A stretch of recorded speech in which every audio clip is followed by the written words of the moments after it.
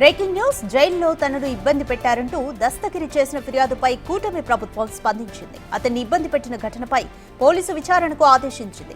తనను jail superintendent Prakash ఇబ్బంది పెట్టినట్టుగా పోలీసులకు దస్తగిరి ఫిర్యాదు చేశాడు. డాక్టర్ చైతన్యారెడ్డి జైలుకొచ్చి 20 కోట్లు ఆఫర్ చేశారని ఆరోపించాడు. Rajahmundry central jail superintendent Rahul ఆధ్వర్యంలో విచారణ సాగనుంది. ఉదయం కడప జైలులో దస్తగిరిని విచారణ అధికారి ప్రశ్నించనున్నారు. అనంతరం చైతన్యారెడ్డి ప్రకాష్ ను పిలువనున్నారు. నేడు రేపు కడప జైల్లోనే విచారణ కొనసాగనున్నట్లు తెలుస్తోంది. దస్తగిరి ఫిర్యాదుతో చైతన్యారెడ్డి, ప్రకాష్, నాగరాజు, ఈశ్వరయ్యపై పోలీసులు కేసు నమోదు చేశారు.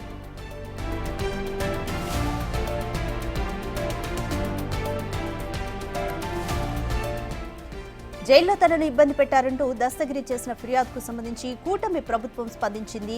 అతన్ని ఇబ్బంది పెట్టిన ఘటనపై పోలీసులకు విచారణకు ఆదేశించింది. అయితే తనను జైలు సూపరింటెండెంట్ ప్రకాష్ ఇబ్బంది పెట్టినట్లుగా దస్తగిరి పోలీసులకు ఫిర్యాదు చేశాడు. డాక్టర్ చైతన్యారెడ్డి జైలుకొచ్చి 20 కోట్లు తనకి ఆఫర్ చేశానని ఈ ఫిర్యాదులో తను పేర్కొన్నాడు. అయితే Rajahmundry central jail superintendent Rahul ఆధ్వర్యంలో ఈ విచారణ సాగనుంది.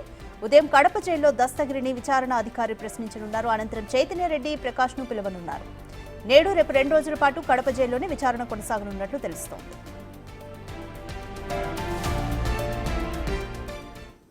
రైట్, మోర్ డీటెయిల్స్ మా ప్రతినిధి శివ అందిస్తారు.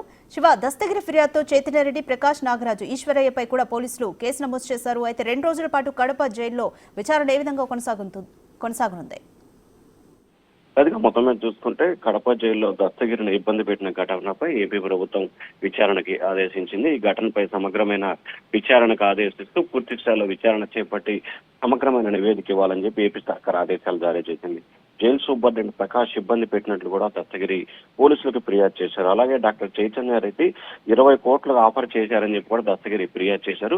చైతన్యారెడ్డి ఏదైతే వీర వెంకటరెడ్డికి బంధువు అయినప్పటికీ కూడా ఎందుకు సబ్ జైల్లోకి అనుమతి ఇచ్చారు అనే దానికి సంబంధించి కూడా ప్రస్తుతం $1 మిలియన్ ప్రశ్నగా కూడా మిగిలింది. అలాగే విచారణ అధికారిగా Rajahmundry central jail superintendent Rahul ని నియమిస్తూ ఏపీ సర్కార్ ఉత్తర్వులు జారీ చేసింది. ఈ రోజు ఉదయం దస్తగిరిని సబ్ జైల్లో ప్రచురించబోతున్నారు. ఉదయం 10 గంటలకి Rajahmundry central jail superintendent Rahul అక్కడికి ఇప్పటికే చేరుకున్నారు. కడప జిల్లాకి మరికొద్ది సేపట్లోనే సెంట్రల్ జైలుకి చేరుకుని అక్కడ ఉన్న దస్తగిరిని ఫస్ట్ విచారిస్తారు. ఆయన ఇచ్చిన సమాచారాన్ని, అలాగే ఆయన ఇచ్చిన వివరాలను సేకరించారు. ఆ తర్వాత ఒక్కొక్కరిగా ప్రశ్నించే అవకాశం కనిపిస్తా ఉంది. చైతన్యారెడ్డి, ప్రకాష్ ను కూడా పిలిచి విచారించే అవకాశాలు కనిపిస్తున్నాయి. ఇప్పటికే ఎవరైతే ఈ కేసులో ఆరోపణలు ఎదుర్కొంటున్నారో మొత్తం 4గురికి Rajahmundry central jail superintendent Rahul నోటీసులు జారీ చేశారు. ఈ రోజు రేపు అందుబాటులో ఉండాలి, తాము విచారణకు పిలిపిస్తే వచ్చి విచారణ ఎదుట హాజరు కావాలని చెప్పి కూడా నోటీసులు అయితే జారీ చేసినట్లు తెలుస్తా ఉంది. ఈ నేపథ్యంలో వారికి అవకాశం ఉన్న మేరకు ఇవాళ కానీ రేపు కానీ ఈ 4గురిని విచారించే అవకాశం అయితే కనిపిస్తా ఉంది. ముందుగా చైతన్యారెడ్డి, ప్రకాష్ ని ఇద్దరిని ఈ రోజు పిలిచి విచారించే అవకాశాలు అయితే కనిపిస్తున్నాయి. ఇవాళ రేపు 2 రోజుల పాటు ఈ విచారణ ప్రక్రియ కొనసాగబోతా ఉంది. రాధిక. థాంక్యూ శివ.